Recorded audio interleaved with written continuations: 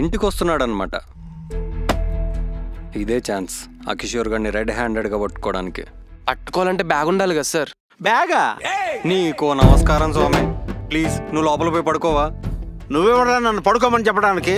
ఇది నా ఇల్లు. నానా నువ్వు ఆగు.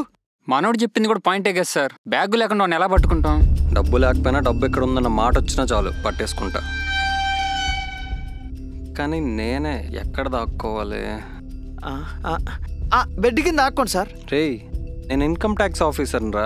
అయితే పని చేయండి, బెడ్ మీద పడుకోండి, నేను దుప్పటి కప్పేస్తా. మరి లేకపోతే ఏంటి సార్? అదంతా కాదు కానీ కిచెన్లో వెళ్ళి దాక్కుంటా. కిచెన్?